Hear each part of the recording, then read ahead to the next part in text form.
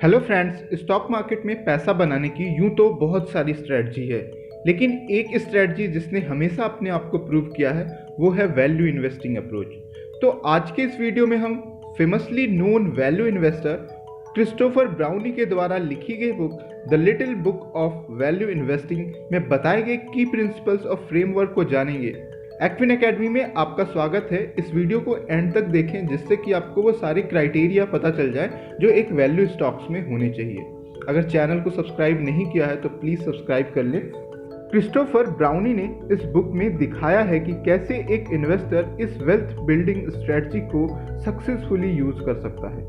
Initially वो कहते हैं कि स्टॉक मार्केट ने उन्हें यह सिखाया है कि स्टॉक प्राइस हर चीज़ से अफेक्ट होता है, चाहे वो वॉर हो, पीस हो, पॉलिटिक्स हो, इकोनॉमिक्स हो या कुछ भी हो। लेकिन विरासत में यह उन्हें यकीन हो चुका था कि स्टॉक प्राइस ड्राइव होता है कंपनी की अर्निंग से। Value investing Benjamin Graham Columbia business school के जो कि प्रोफेसर रह चुके थे और वॉरेन बफेट के गुरु थे, उनके द्वारा अर्ली 1930s में डेवलप किया गया इन्वेस्टमेंट फिलॉसफी है। वैल्यू इन्वेस्टिंग को यूं तो डिस्क्राइब करना बहुत ही आसान है, लेकिन इसे प्रैक्टिस में लाना हमेशा से मुश्किल रहा है। किसी भी स्टॉक्स को तब खरीदना जब वो अपने बिजनेस के इंट्रिंसिक वैल्यू यानी कि एक्चुअल वैल्यू से कम में ट्रेड कर रहा हो।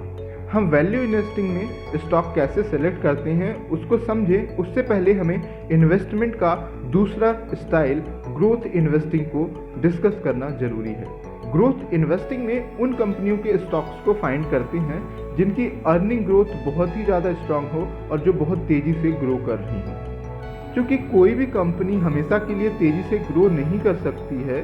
ग्रोथ कंपनियों के जो स्टॉक्स होते हैं वो महंगे होते हैं, उनका जो प्राइस टू अर्निंग रेशियो होता है वो ज़्यादा होता है। हमें अर्निंग के मुकाबले प्राइस पे बहुत ज़्यादा पे करना पड़ता है। वैल्यू इन्वेस्टिंग एक घास के पौधे को ग्रो होते हुए देखने जैसा है, जबकि ग्रोथ इन्वेस्टिंग बहुत ही ज़्यादा एक्साइटिंग और अट्रैक्टिव होता है। चलिए अब डिटेल्स में हम जो इस बुक में स्टॉक सेलेक्ट करने का वैल्यू इन्वेस्टमेंट अप्रोच बताया गया है उसके बारे में डिटेल्स में जानते हैं। ऑथर कहते हैं कि स्टॉक्स खरीदना सुपरमार्केट में सामान खरीदने जैसा है। जैसे कि कुछ investor sexy well packaged items की तरफ बढ़ते हैं, खरीदते हैं, उसी तरीके से जो वैल्यू इन्वेस्टर होते हैं उन आइटम्स को कंपेयर करते हैं जो स्टॉक्स सेल पे लगे हुए हैं। वैल्यू इन्वेस्टर उन स्टॉक्स को ही खरीदते हैं जो चीप यानी कि अपने इंट्रिंसिक वैल्यू से कम में ट्रेड कर रहा हो और साथ के साथ जिसमें मार्जिन ऑफ सेफ्टी भी हो, और वो तभी बेचेंगे जब वो एक्चुअल वैल्यू के करीब ट्रेड करने लगेगा। मार्जिन ऑफ सेफ्टी का कॉन्सेप्ट बेंजामिन ग्राहम के द्वारा बताया गया इंटेलिजेंट इन्वेस्टर के जैसा ही है। आप इंटेलिजेंट इन्वेस्टर बुक की समरी देख सकते हैं अगर आपको मार्जिन ऑफ सेफ्टी का कॉन्सेप्ट समझना है तो।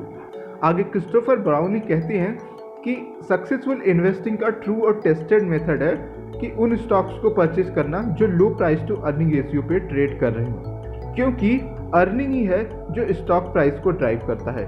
तो इसलिए आप कम प्राइस पे करें उसके अर्निंग के मुकाबले। कंपनी के प्राइस टू अर्निंग रेशियो को कंपेयर करें अदर कंपनी के साथ और इंडेक्स के साथ भी कंपेयर करें।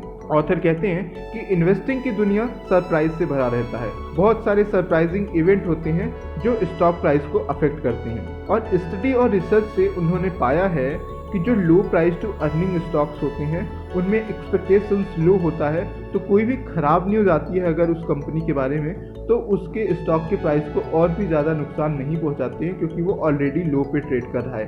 वहीं इसके उलट अगर हम high price to earning ratio जो कि ग्रोथ इन्वेस्टिंग होता है, अगर हम उन स्टॉक्स में इन्वेस्ट करते हैं तो अच्छे न्यूज़ उनमें आते ही रहते हैं। अच्छे न्यूज़ों से ज़्यादा उनका राइज तो होता नहीं है, लेकिन अगर कोई भी खराब न्यूज़ आ जाए तो बहुत तेज़ी से गिरने लगते हैं। तो वैल्यू इन्वेस्टिंग में ये आपको बेनिफिट मिल जाता है कि कोई भी अच्छी न्यूज़ आ जाती है उस स्टॉक की प्राइस बहुत ही तेज़ी से बढ़ने लगती है।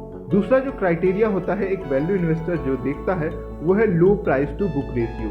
अब यहाँ बुक वैल्यू क्या होता है? बुक वैल्यू किसी भी कंपनी के सारे एसेट जैसे कि real estates, building, equipments, inventories और कैश में से कंपनी के जो डेट होता है, लाइबिलिटीज होती है, उसको माइनस कर देंगे तो वो कंपनी का नेटवर्थ यानी बुक वैल्यू हो जाता है। तो उन स्टॉक्स को भी देखें जिनका लो प्राइस टू अर्निंग के साथ साथ low price to book ratio हो।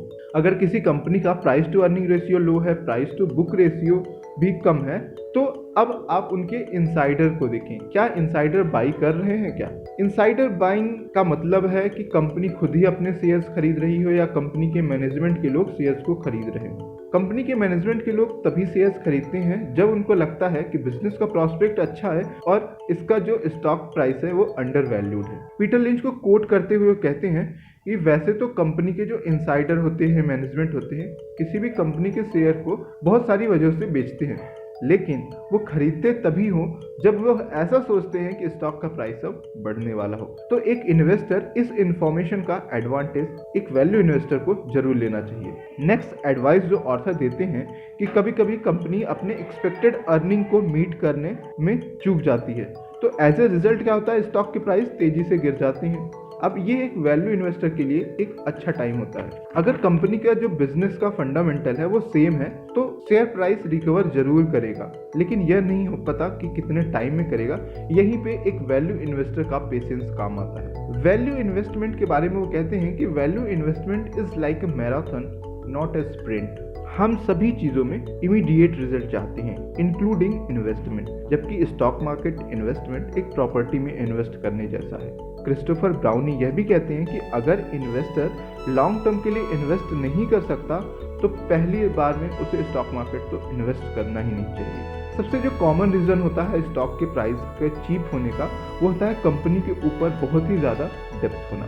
जब कंपनी अच्छे फेज में होती है तो वो बड़ा अमाउंट बोरो कर लेती है, लेकिन फ्यूचर अनप्रेडिक्टेबल होता है, तो इकोनॉमी के बैड फेज में यही डेप्थ कंपनी के लिए बोझ बनने लगता है। जब हम low price to earning ratio, low price to book ratio, balance sheet, इन सब के आधार पर जब ढेर सारी कंपनियों का चयन कर लेते हैं, तो अब हम आगे इन चीज़ों को इन डेप्थ में एक वैल्यू इन्वेस्टर को सोचना चाहिए। अब ऑथर कहते हैं अब लिस्ट किए गए स्टॉक को मायो क्लिनिक सेंड कर देते हैं। मायो क्लिनिक में बहुत सारी चीज़ों को चेक करते हैं, जिसके कुछ इंपॉर्टेंट पॉइंट्स यहाँ पे डिस्कस करते हैं। कंपनी जो प्रोडक्ट बना रही है उसके प्राइस को लेके कंपनी का क्या ओवरलुक है, क्या कंपनी प्राइस को इंक्रीज कर सकती है, क्योंकि अगर कंपनी $1 भी प्राइस को इंक्रीज कर सकती है तो उसके अर्निंग्स में $1 की इंक्रीमेंट हो जाएगा विदाउट टैक्स। दूसरा, कंपनी नेक्स्ट 5 ईयर्स में कितना टारगेट अचीव कर सकती है, कंपनी कैसे ग्रो करेगी, उसका क्या प्लान है, कंपनी जितना भी प्रॉफिट अर्न करेगी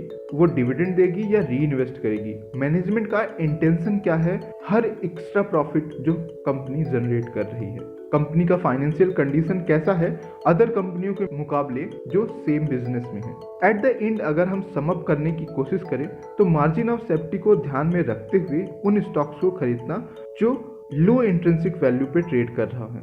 ऑथर कहते हैं यह कहना बहुत आसान होता है, लेकिन हम सभी जानते हैं रिसर्च से भी कि वैल्यू इन्वेस्टमेंट बेस्ट तरीका है, लेकिन मार्केट के सेंटिमेंट से, इमोशन से हम इसको फॉलो नहीं कर पाते हैं। तो एक इन्वेस्टर को हमेशा यह ध्यान रखना चाहिए कि जो एक इन्वेस्टर होता है फार्मर के समान होता है। जब फार्मर कोई भी फसल को लगाता है तो खराब कंडीशन होने पे या फसल लेट उग रहा हो तो उसकी वजह से उस फसल को उखाड़ के दूसरा फसल नहीं लगाता, बल्कि वह अंत तक पेशेंस के साथ वेट करता है। आई होप आपको ये वीडियो पसंद आया होगा। अगर ये वीडियो पसंद आया है आप लाइक करें, कमेंट करें, सब्सक्राइब करें। Thank you for watching this video.